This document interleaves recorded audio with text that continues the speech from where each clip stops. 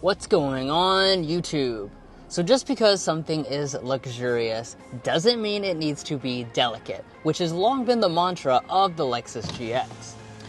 And for the past 7 days, we've had this all-new model, which debuted to great hype, but it's finally arriving at dealerships. So, after living with this new GX, did it live up to the hype, or did the luster somewhat fade? Well, let's go ahead and find out.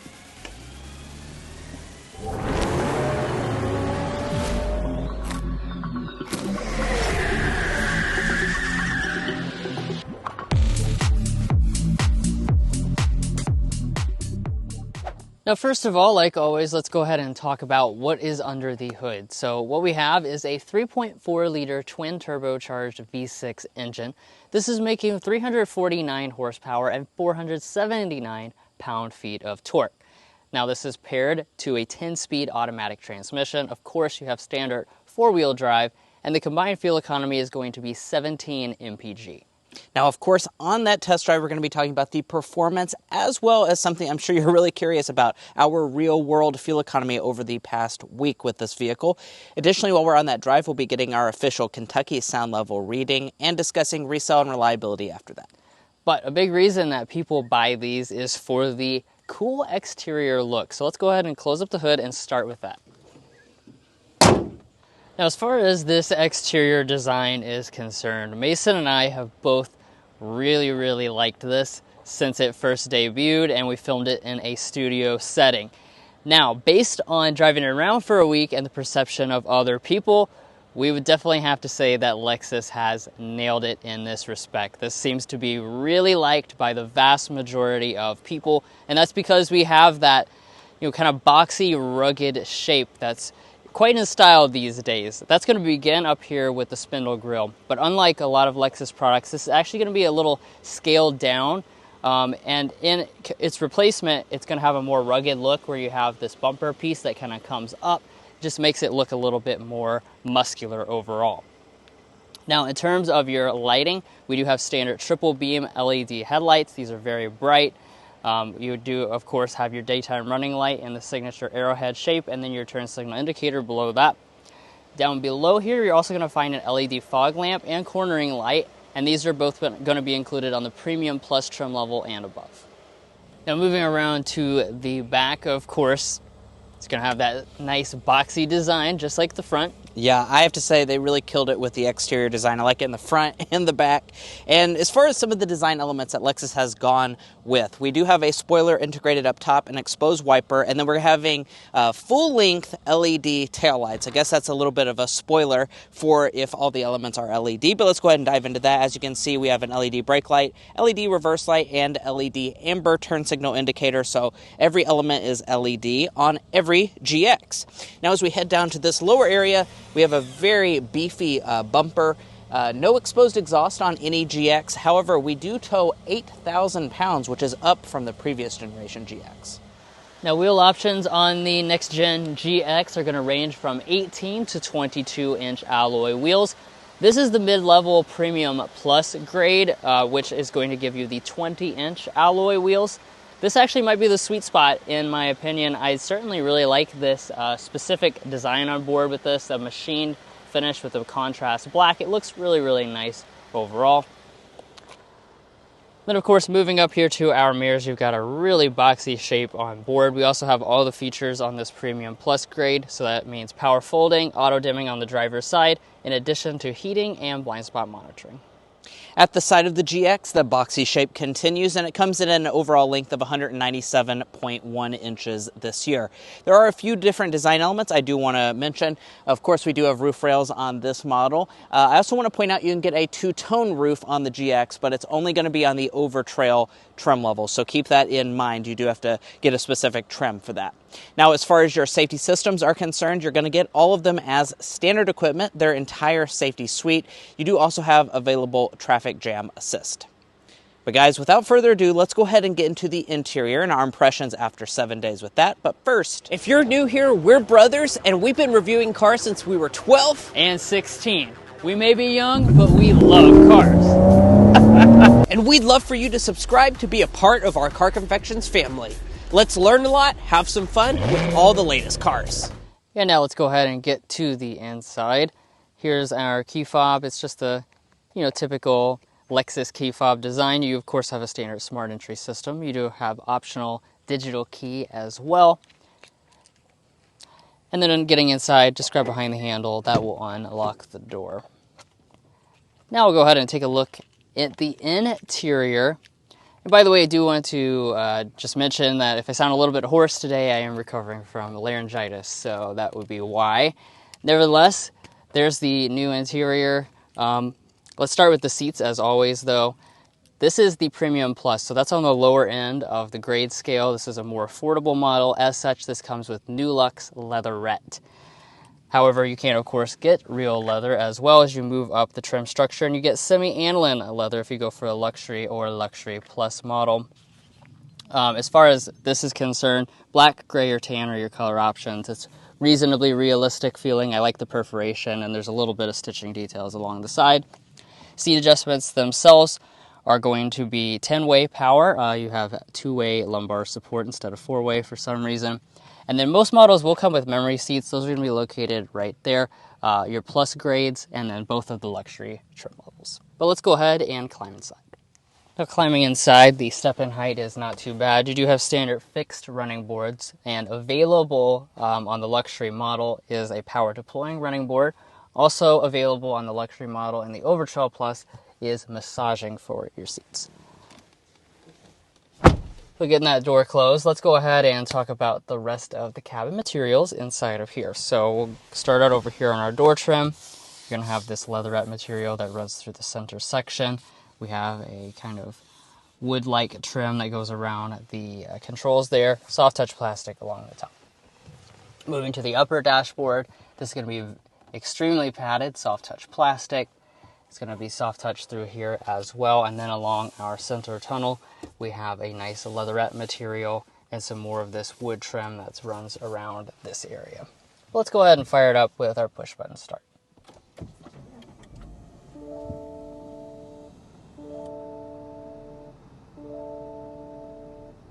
All right, now that we've started up, let's begin things with this interior tour at our gauge cluster. This is a 12.3-inch digital gauge cluster, of course. It is standard. And you can reconfigure this with a lot of different kinds of information. I've got it on our favorite design right here, which is giving you that central tachometer and also a small map that still is kind of in between there. That's pretty nice. Also nice is the fact that we've got a head-up display. This is optional on every version of this GX, so you can get it on the Premium Plus if you want to. Now, coming back to the steering wheel, nice leather-wrapped steering wheel on board, of course. Buttons are nice and simple to understand. We do have power tilt telescoping on most of the trim levels, as well as heating on everything except for the base premium trim. Now, let's turn over here and take a look at our center console. So, when I open this up, you're going to notice it is loaded down with donuts. This is Car Confections. Our logo is a donut, so that's why we like to test this out and check the volume of the center console. On today's example, we don't have the available cool box, which gives us more storage, and we have space for 12 donuts thanks to this little cutout that allows it to fit in there nicely. It passes the donut test with a full dozen. Now up in front of that, we have a standard wireless phone charging pad. Slide this forward, you have a couple cup holders. You have your 12-volt outlet and your USB connections. There's no, real additional storage right in this area, although we did, figure out that you can kind of stick your phone in there like that. It's designed to hold it in place, so that kind of doubles as an additional storage area, although not quite. And then up here, you do also have a passenger storage shelf. Now coming back to the shifter, got a nice traditional style one. Just pull back for drive, bump over here for manual mode. And there are paddle shifters on the steering wheel. Heading into reverse, this will bring up our 360 camera. This is going to be also included on all but the base trim level. And as you can see, nice resolution on board, active trajectory, front and rear parking sensors. You do also have the transparent view as you back up. And then your Overtrail models will add a terrain monitor. Electronic parking brake automatically deploys, and we also have brake hold. Here's your four-wheel drive controls.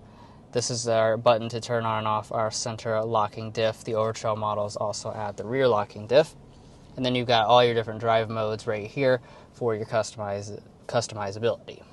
Now moving above that, we've got our volume knob. You either have a standard 10-speaker audio system or the available 21-speaker Mark Levinson sound system. We have the upgrade, so let's go ahead and give that a sample.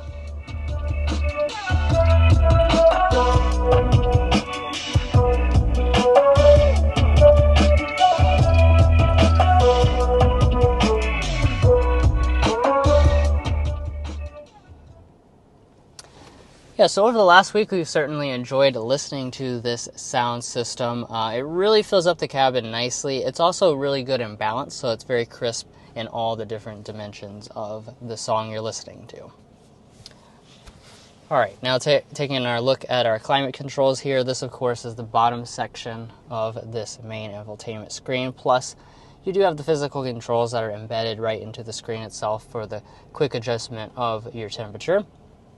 Now, the thing I really like about Lexus products is the fact that they have climate concierge. So all this is going to work together with our heated and ventilated seats, which are both standard equipment, our heated steering wheel. All of it will work together, and it will just go ahead and automatically activate. It's a very nice feature. This is 3-zone automatic climate. You do have 2-zone on a couple of the trim levels, but most of them will be 3-zone. Now, up above here, this, again, is the main infotainment system. I also have the Android Auto, which is wireless, as well as Apple CarPlay. When I cycle out of this system, you can see the main Lexus user interface here. This is our built-in dynamic navigation. It's nice and responsive. And then as we go above here, we have an auto-dimming mirror with our HomeLink universal remotes. This is standard. If you want the digital camera review mirror, though, you've got to get the fully loaded Luxury Plus. One more thing you have to get the Luxury Plus for is a full-size panoramic sunroof. So you'll see when I press this button, we do get a standard traditional size sunroof on every GX, but the Luxury Plus is the only one that gets the panoramic sunroof with the opaque mode, so you can just press a button and without a sunshade or anything, it'll just go ahead and change from cloudy to clear. But let's dive into the rear seat area of the GX and our overall impressions after spending the last week with it. Well, I want to just go ahead and talk about these space figures first and foremost. We're sitting at about 36.5 inches of leg room, about 43 inches of headroom. So as you would expect out of a big boxy SUV, loads of headroom, so you could be really tall and fit back here perfectly fine. The legroom will be a little bit of a smaller area for the GX. We're only looking at about 6 inches of additional knee room with this seat adjusted to Drew, who's 5'8". I'm 5'9" for reference, and my feet can partially slide up underneath of the seat. Now, I do want to talk about these seats just for a little bit. As you can see, we do have the bench seating. This is actually going to be the maximum seating configuration that you can get in the GX, 7 passengers. So you have the full bench seat. You can also get captain's chairs if you prefer, and you'll have 6 passengers seating. Now, as far as the seats themselves, they do recline a good distance to add additional comfort.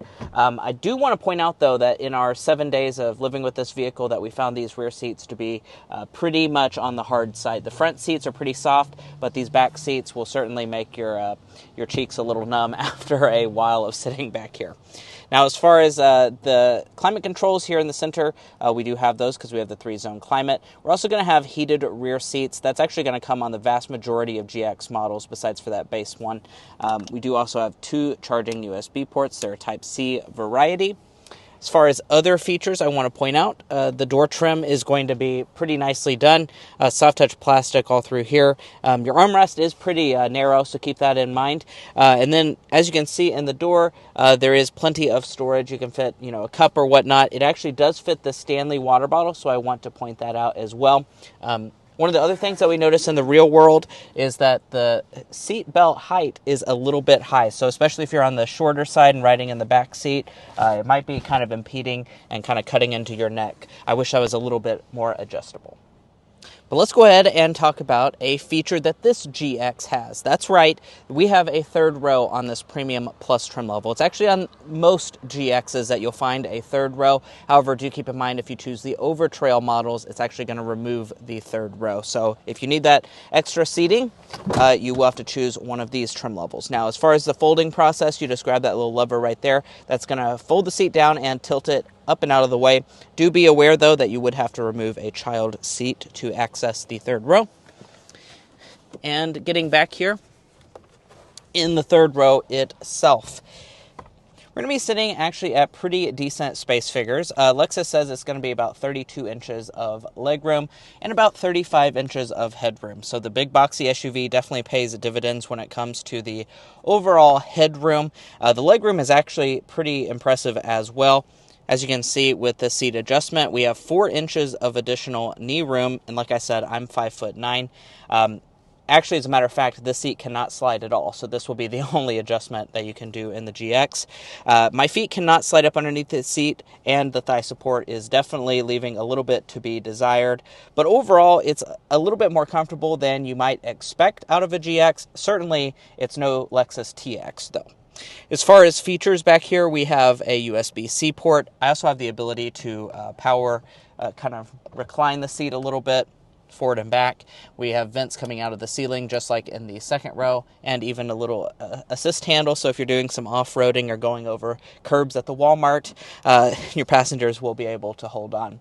Now, as far as how it ranks on our third row rating scale, I'm going to say this is fit for the in-laws. But how practical is it when it comes to your cargo capacity? Before we get to that, I do want to point out that Lexus has kept the popping rear glass. I know a lot of you guys love that feature. I am also in that boat. I really like that. And they've kept that around for this new GX. Despite that, it's still going to have a standard power tailgate with the hands-free ability. So that's also quite nice. Now, as far as the space is concerned back here, that's going to be not as nice. About 10 cubic feet behind the third row of seats. If we fold those seats down, we're looking at about 40 cubic feet, and 77 cubic feet is our maximum with the third row version of this vehicle. I do want to point out, if you choose the Overtrails, you're going to actually have quite a bit more maximum cargo capacity because the third row has been removed. Overall, you'd be sitting at a maximum of 90 cubic feet, which is actually quite good. Now, as far as the folding process for this third row, you just grab this little strap that's going to fold your headrest down, and you do actually have a power folding third row, so that's nice and simple. You just press this button, and it will go ahead and fold those seats down. Now, I do want to point out, you have to go up to the second row itself to fold the second row down, so let me go ahead and do that.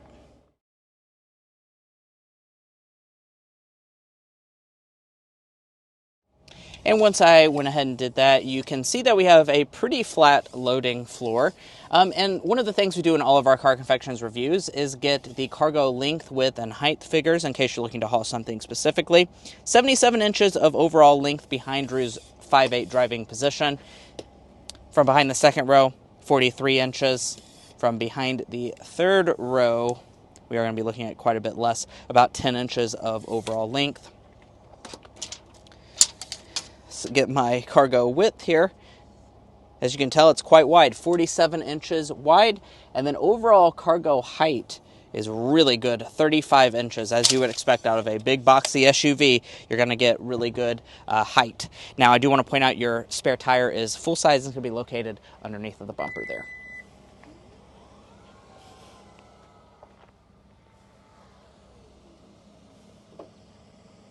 Well, guys, the time has finally come for us to drive this Lexus GX. In this test drive, we're going to be discussing quite a few things, as you can see on the screen right now, including, like I said earlier, getting our Kentucky official sound level reading, as well as discussing our real-world fuel economy. But first of all, we want to go ahead and start with a hard acceleration.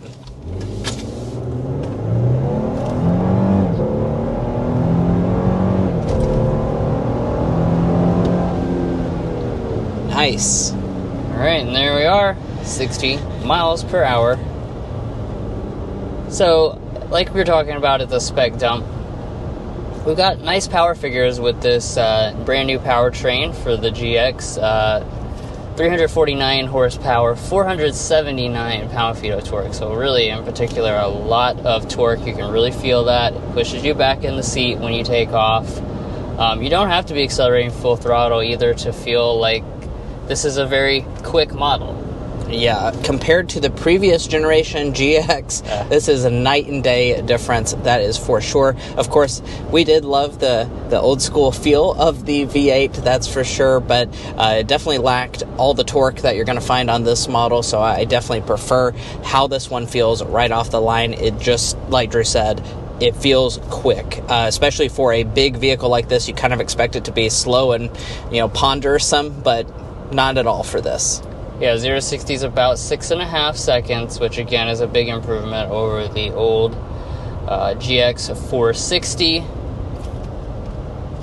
And I do want to point out that right now there is not a hybrid model available, but Lexus has confirmed to everybody that they will be offering this as a hybrid in upcoming model years. So you can look forward to that if you want something that's going to give you pretty similar power. It should be exactly the same or very, very similar to the Land Cruiser with its hybrid powertrain.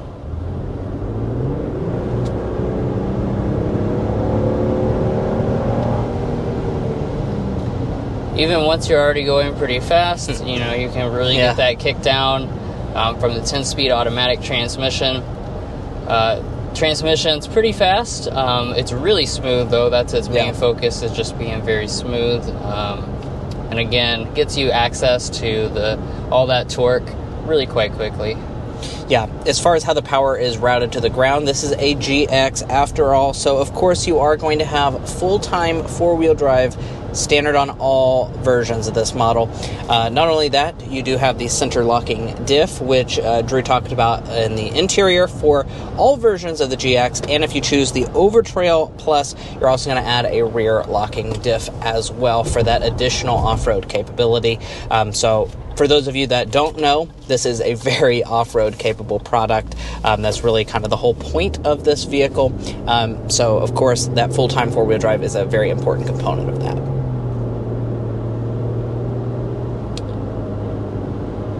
Now, for those of you that will just be going around to malls and dropping the kids off at school, I do want to also talk about ride quality when it comes to the GX. So, over the last 7 days, we've driven this car quite a bit to discern the ride quality on a lot of different road surfaces and whatnot. And overall, I have to say I've been kind of up and down about the ride quality, that's for sure. I think it rides nicely for a body-on-frame SUV. Now, it's going to, of course, depend on what you're comparing this to.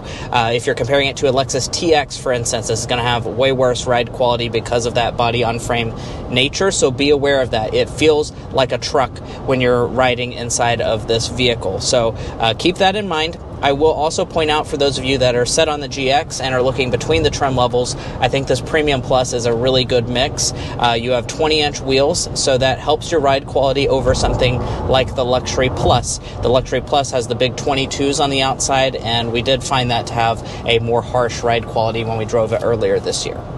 Yeah, that model does have adaptive dampers, but at the same time, it really doesn't do enough to offset the larger wheels. It's not a real profound difference. And then, yeah, like Mason was saying, this is perhaps a sweet spot, although, the Overtrail has those thicker all-terrain tires. So in one respect, you may have a little smoother ride quality with potholes, but you'll also probably feel the knottiness of the all-terrain tires. You have a lot of things to consider when you're picking which version you want in terms of ride quality.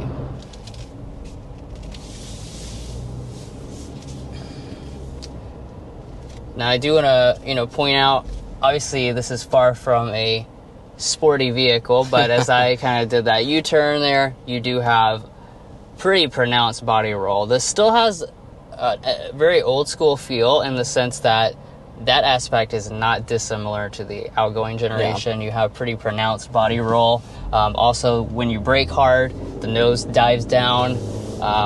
Better than last generation, but that was probably the worst vehicle that I've ever experienced that in, so take of that as you will. All right, but we are speeding up to 55 miles an hour, and it's time for us to get one of the most important things about this drive, which is our sound level reading. You guys have been requesting this ever since we drove one initially back in January. So let's go ahead and get it. The rear climate's off, and we have it on fan speed 1.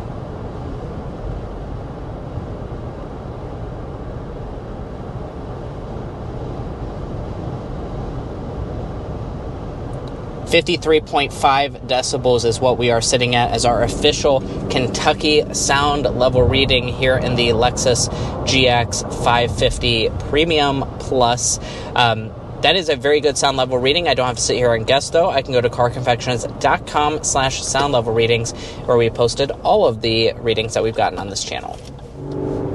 Now, as far as how that compares to the competition, it's not going to be the quietest in the segment, but it certainly is on actually the quieter end of the segment, that's for sure. The BMW X5 is kind of the reigning champion, coming in at 49.8, but you know, it's going to be barely slotting in above stuff like the Mercedes GLE and the Lexus RX, for instance. So pretty good sound level reading. I want to point out the windows are, you know, dual pane, so they've definitely tried to focus on making it a quiet cabin. However, I think there's only so much you can do when you're, you know, in a giant boxy SUV. You're going to have some wind noise, that's for sure. Yeah, I think it's better than I expected, because I do hear wind noise kind of around the really squared off mirrors. Does not have auto start stop at all. And let's go ahead and talk about fuel economy. This is probably another thing you've been waiting on.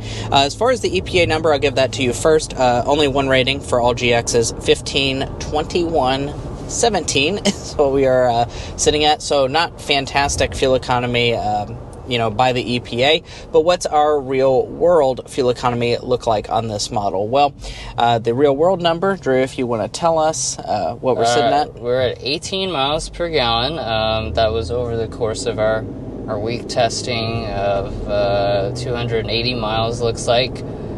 Yeah. I want to point out that most of that is on the highway, so be aware of that. Obviously, that means we should skew closer to the highway figure, which we do. We are above that combined rating ever so slightly, but yeah, honestly, guys, I think the EPA number is very much on point. In the city, I was getting around 15.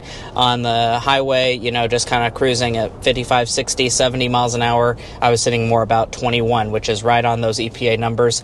So not great fuel economy by any stretch of the imagination. Expect to pay quite a bit at the pump when you buy one of these GXs. I was honestly kind of skeptical. I thought we might do better, because the rating is just unusually low. It's actually lower than the LX600. Yeah, which has more power than this. Very strange stuff, but that does actually seem to be what you should expect. And let's get into one of our other signature elements, our airball and slam dunk. Least favorite and favorite element about the GX. Drew, why don't you kick us off with the slam dunk? So for the slam dunk, kind of going to be like 2 points. First of all, just that it looks terrific, and I think most people agree that it looks terrific. Like it's really got good reception. The second thing, though, is the value, especially here with the Premium Plus grade. You get a lot of features, and the price is right, I gotta say. Yeah. On the airball side of things, though, I will say it's just the practicality, especially living with this model for the past 7 days. It points out some of those practical flaws of having a body-on-frame truck. Of course, if you're doing off-roading, you're going to appreciate that, but I'd say the vast majority of people that buy GXs do not do off-roading, and, you know, the third row is not the best, the cargo capacity is not the best, the second row's not quite as comfortable as it should be, the ride quality. So those are just the sacrifices that you will have to consider if you're willing to make. Lastly, as far as your warranty is concerned, you have Lexus Signature Warranty, which is a 4-year, 50,000-mile basic, 6-year, 70 powertrain. You do also get some complimentary service visits covered by Lexus. And it's time to talk pricing. Like Drew said, this might be the sweet spot in the GX lineup, because we are sitting at a pretty sweet price for the overall lineup. $69,250 for this Premium Plus model, which is about $5,000 more expensive than the base premium version of this vehicle. Now, of course, there's a lot of different trim levels. We end up at the top end Luxury Plus at $81,250 as a starting point. And if you're looking to buy a Lexus GX or any new vehicle, we would encourage you to go to carconfections.com/newcarquotes. Now, the reason you do that is because we have a tool on our website that will connect you with local car dealers in your area to get you the best price. It's also going to give you access to invoice pricing information, which is a great tool for dealership negotiation. If you'd like to take advantage of that, a link is provided in our video description, and we also have a pinned comment at the top of this video. And now it's time for us to discuss potential resale value and reliability to make sure you are making a smart purchase. Now, first up, we'll talk about resale value. As an economics graduate myself, Drew and I took the time to develop what we think is a good estimate for this Lexus GX's potential resale value. We estimate that after 5 years and 60,000 miles, it'll be worth 53.8% of its original MSRP, and after 10 years and 120,000 miles, 20.1%. Actually 28.1%. Now, as far as luxury brands, that is the number one luxury brand for resale value by percentage, and it's still above industry average for all vehicle brands. So very good resale value percentage. And let's go on and talk about reliability as well. Mason and I developed the Combined Reliability Index, which takes into account several trustworthy studies and combines them in a way that gives you a more holistic picture. In this regard, Lexus is also the number one luxury brand and well above the industry average. Now, if you'd like to learn more about our resale value and reliability information, be sure to go to carconfections.com/resale and carconfections.com/reliability. Buying a car is a very big decision, so you want to make sure you're making a smart purchase, especially if you're cross-shopping between different vehicle brands. Well, guys, we hope you enjoyed watching this in-depth 7-day review of the all-new 2024 Lexus GX 550. If you enjoyed watching this video or found it helpful in your purchasing decisions, which we surely hope you did, we'd really appreciate it if you hit that subscribe button down below. By subscribing, not only are you going to get more 7-day reviews like this, you're also going to get first looks, comparisons, and all the in-between. So do yourself a favor, hit that subscribe button down below. If you're already part of our family, thank you so much for your continued support, and we'll catch you next time as we sample more of the latest automotive delicacies.